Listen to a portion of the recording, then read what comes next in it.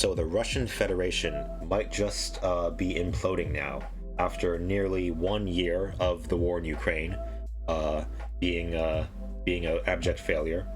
Um, Russia has managed to hold on to some portions of East Ukraine, which have already uh, previously been controlled by puppets of Russia. But overall, they've expended huge amounts of like military force and political capital within Russia on this war, and economic uh, power as well. They've taken a lot of economic hits. Nearly about 11 months now of the strictest sanctions that the global community can put against them, and with their waning economic and military and political might, it seems like they have not been able to hold on to their sphere of influence in Chechnya and in other places. We'll get to that. So the way I understand is like after the collapse of the Soviet Union, the Russian sphere of influence still still was pretty solid.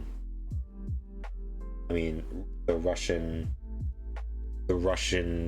might of its military was still pretty feared around the world, especially specifically in that area. I don't know why they didn't take away Russia's nuke. I guess that was part of like the peace deal, that they kept like the tens of thousands of nukes that they had, right? So yes, there's Chechnya, Georgia, Syria.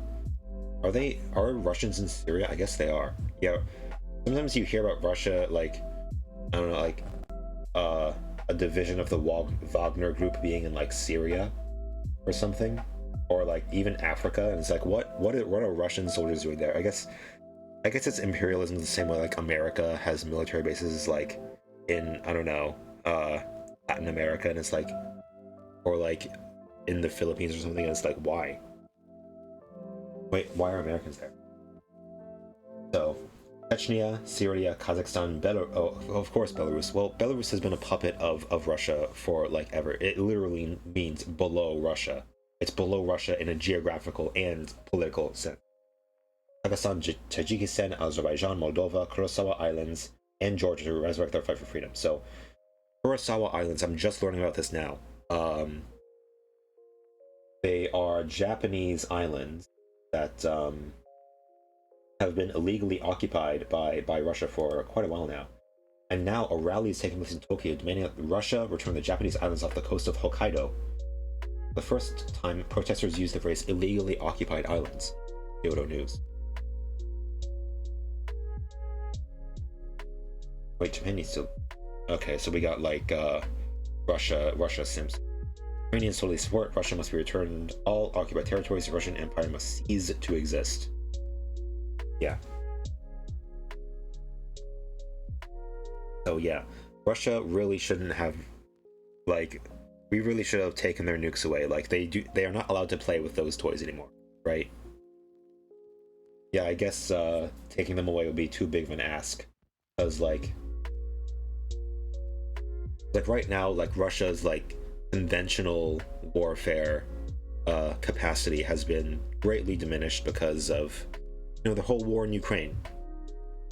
If anything, it proved just how like unprepared Russia was for actual warfare.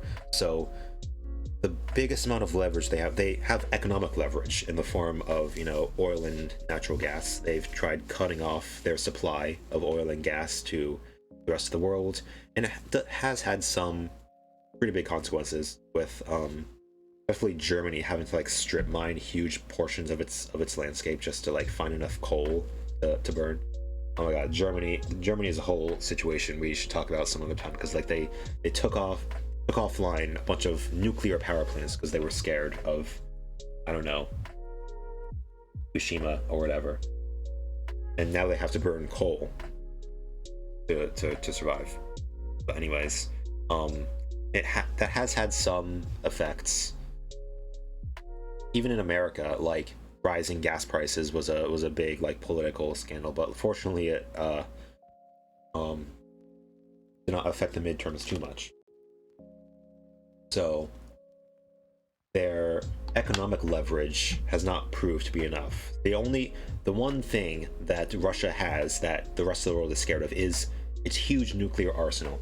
So apparently Russia has more nukes than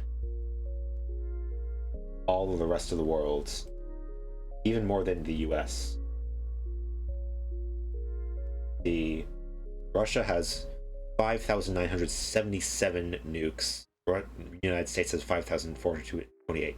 Of course, this is on paper, right? North Korea has 20 nukes, but I think it's the ballistic missile that the ICBM that they are producing, right? Oh, everyone's worried about it. So, yeah, Russia does have ICBM. They carry them around in parades, which is like, they have these giant trucks, which are like solely for transporting a single nuke, and it's like this is why the CCCP collapsed, is like they spent hundreds of billions of dollars building these useless fucking weapons. Nuclear weapons really are the most useless thing imaginable, because nobody in their right mind would ever actually use them. Even if Russia used like a tactical nuke in Ukraine or something, once they use a nuke, then nuclear weapons are on the table, which means they could possibly be nuked,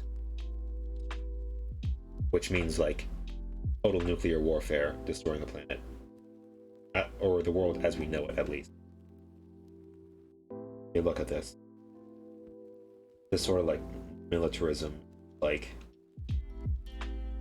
it is machismo. It is like it's literally a parade of giant dicks, right? In multiple ways. These guys are huge dicks, right? And then there are huge dicks over here. Yeah, if you think toxic masculinity is bad in America, wait until you hear about other countries, specifically Russia. This is about as toxic as masculinity gets, right? So anyways, this is on paper. I wouldn't be surprised if a lot of Russia's nukes didn't work, because let me see, here is Russia nukes over time. Oh my gosh. So the USSR peaked at like 61,000 nukes, and now they have like less than 10,000. So I wouldn't be surprised if like a lot of their nukes didn't work, because they haven't gotten any new nukes since like the 90s, at least, probably the 80s. So like, given the state of the rest of the Russian military, I wouldn't be surprised if like they have been neglecting doing basic maintenance stuff on their nukes and their ICBMs, right? Nukes are useless without a delivery mechanism. I mean, it would be funny if like the ICBMs just like couldn't launch, or like they just like failed in flight and they just like crashed into the Pacific Ocean. That wouldn't be good actually for the Pacific Ocean wildlife and everything. But it would be really funny, right? And it would be a interesting test of the world and its ability to stand up to Russia, because I wouldn't be surprised if the US were working on like an interception mechanism for nukes, right? Because like, if these giant missiles are flying all across the Pacific Ocean, there's plenty of time to intercept them. I understand they're traveling very fast, but like, come on, there's got to be like a way to like send a tinier, faster missile to just like blow it up in mid-flight.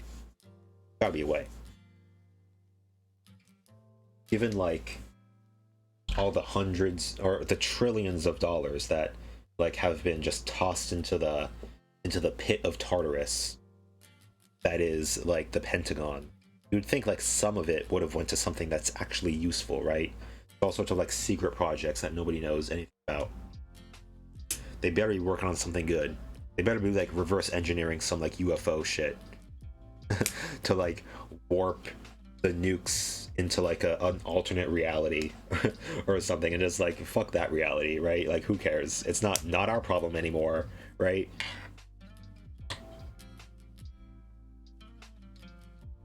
Yeah, so Russia was a paper tiger.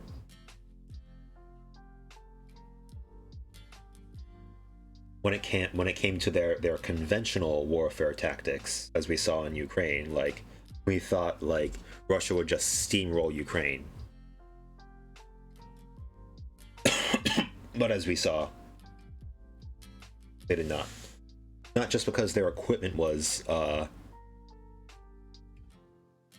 of date and their soldiers were poorly equipped. The little equipment that they did have was very poorly maintained and like very old, from like the 90s. If you were lucky, it was from the 90s. If you were unlucky, it was like from like the 1950s or like from like World War II tech or something.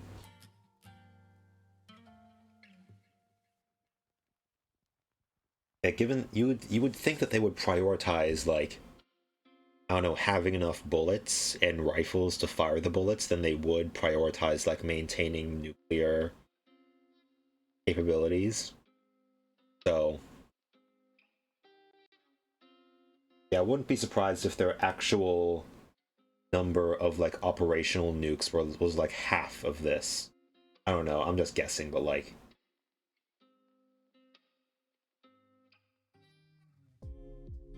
their stockpile peaked right before the Soviet Union fell. Then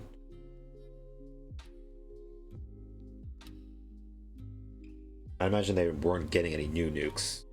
It's the best they can do to like maintain the nukes. Honestly, like America has not been like maintaining its nukes either. I remember that John Oliver episode about America's nuclear system. It's like they still use fucking floppy disks on the computers that they would use to fire the nukes. Like even America's nuclear system is running on like tech from the 90s. So like, do they even like run tests? Do they run like nuclear launch tests? I imagine they must, from like some, or like a little bit. Like there's no way they can test them all. So like who even knows if the nukes are gonna fly? If they actually give the order to do that, right?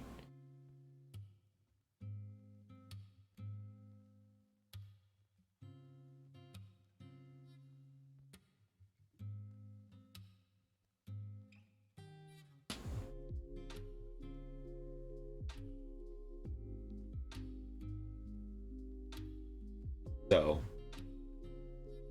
nukes are the only thing that Russia has right now. I'm sure that they could use. I'm sure they could use some nukes. Right now, the threat of nuclear warfare is what is keeping everyone scared of Russia. So, what is this? The low-yield nuclear warhead that's taken on big significance with Russia's invasion of Ukraine. W-76-2. God damn it. What Russia's nuclear escalation means for Washington, the world's third largest atomic. God damn it. So the W-76-2, a new nuclear warhead in the U.S. arsenal, is approved by Congress to counter Russian nuclear doctrine that places a premium on limited nuclear, limited nuclear war, right? And it's getting a closer look in the Ukraine conflict. It is fielded on 8 submarines based at naval base Kitsap on the Kitsap Peninsula. So, yes, there are tactical nuclear warheads, and then there are strategic warheads. Strategic warheads are the ones that wipe out entire population centers. They're the ones that like are the apocalyptic shit that that everyone is afraid of ending the world with. Tactical warheads, on the other hand, you know, they're little mini nukes. There's like mini nukes from Fallout, but like a little bigger. They can take out like one city. They can take out like a small city, right? So they have multiple warheads inside them. Is this a MIRV or whatever it's called? So pros. W-76-2's limited yield makes it a proportionate response to a nuclear strike with a tactical nuclear weapon. Option Russian nuclear doctrine emphasizes to gain the upper hand and quickly end a conventional fight it's losing. Yeah, Russia is so used to taking L's, it's like part of their doctrine now to like drop a nuke while they were retreating. They've never done it, of course. You would have heard about it if they had dropped a nuke. Nobody's actually used nukes. There have been nuclear tests, but the only time nukes have been used in warfare is, of course, on Japanese by the good old US of A, right? Option Russian nuclear doctrine emphasizes to gain the upper hand and quickly end the conventional fight. Yeah. So Russia already preparing to take an L by saying, yes, we will use nuke when we start to lose. The cons. Its low yield and utility in a limited nuclear conflict could lower the threshold for nuclear use and lead to large-scale nuclear exchange. Some estimates say could cause 100 million deaths. So, yeah. Not an apocalypse as we would understand it, but like it would end the world as we know it, right? It would cause 100 million deaths, and of course then like there was going to be like radiation, untold amounts of radiation spreading around and fucking everything, right? So yeah, let's read what Russia's nuclear escalation means for Washington and the world's third largest atomic arsenal. Wait, what does who has the world's third largest?